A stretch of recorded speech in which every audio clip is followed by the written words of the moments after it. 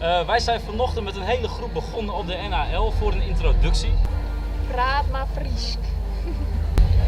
It's the only different language than Dutch in the Netherlands. Official language.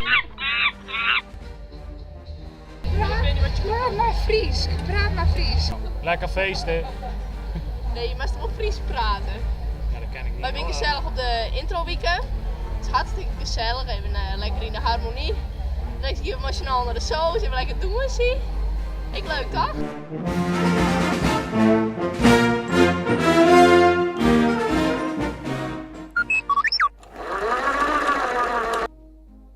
Aan het strand, daar stond Rut. Het water stond tot aan haar knieën. En denkt u, dat rijmt niet goed? Was dan even op de vloed.